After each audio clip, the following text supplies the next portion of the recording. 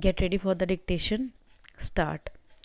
The equation of defense is your defense forces plus your industrial and technological background plus thirdly the economy of the country and fourthly the spirit of the people. Looking at the countries of the world, there are only two at the present movement which may be termed from the military point of view absolutely in the front rank. There are many other countries in between.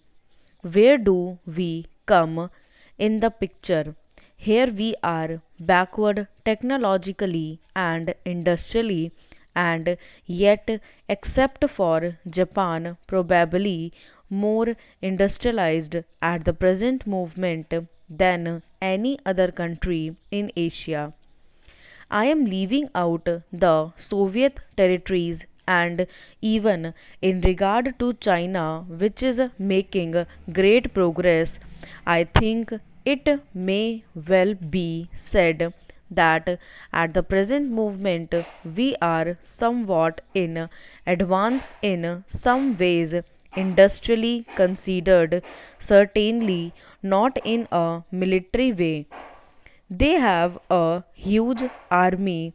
We have a relatively small army. But I am talking about industrial development and not of other matters. We belong, therefore, to the so called underdeveloped countries, though more advanced in some matters. Take atomic energy. Probably we are in the first half a dozen countries of the world or somewhere near that. I do not exactly know, it is difficult to say. We are certainly not among the first three or four. We are in the next rank. An honorable member, I am told, said here, "What is the good of your 5 year plans? You must concentrate on defense." That is a grave statement to make. But the 5 year plan is the defense plan of the country. What else is it? Because defense does not consist in people going about marching up and down the road with guns and other weapons. Defense consists today in a country being industrially prepared for producing the goods and equipment of defense. The right approach to defense is to avoid having unfriendly relations with other countries. Some honorable members in this House who talk in rather aggressive terms of neighboring countries and want to take brave actions, sword in hand, serve no cause, certainly not the cause of this country. It is one thing for us to be perfectly prepared because, however peaceful our policy might be, no responsible government can take the risk of an emergency arising which it cannot face. This we have to keep in mind at all times. Then we come to the second aspect. The strength of a country develops by industrial growth, which implies the capacity to make weapons of war for the army, the navy, or the force. You cannot develop an isolated industry without a general background of industrial development. You cannot have a factory producing tanks in the absence of other industrial development in the country. A factory producing aircraft can be erected only if there is a large supply of technically trained people. Therefore, our immediate object should be both from the point of view of economic development and that of defense to build up industry, heavy industry in particular.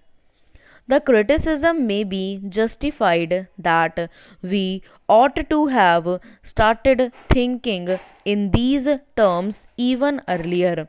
But the point is that we are at least today thinking in terms of building up heavy industry, iron and steel, machine making plants, and production of oil.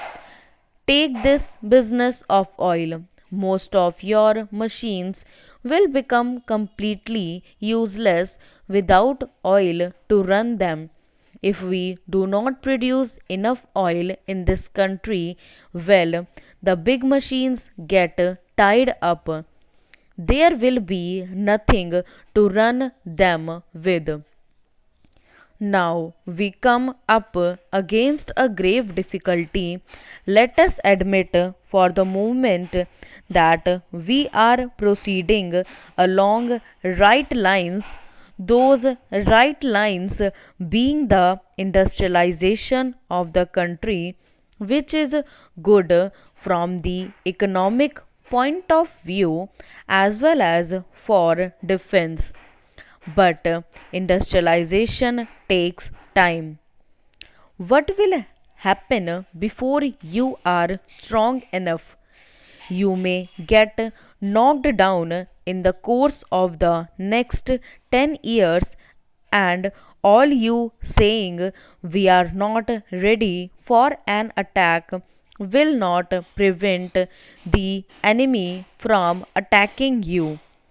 This is a difficult problem that every country has to face to balance immediate danger with consideration of better security later on. If you think too much in terms of immediate danger and concentrate on it, the result will be that you never get strong enough tomorrow and the day after. Your resources are being spent not in productive ways, not in the growth of real strength, but in temporary strength which you buy or borrow from others. You get a machine from outside, you use it, and it does give you some temporary assurance, although it is not very great.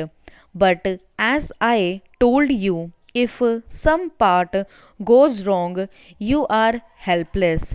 And this difficulty has become even more real for us because of recent developments, more especially the military aid that has come in fairly considerable quantity to our neighbor country. I do not think that there is likelihood of war. Stop.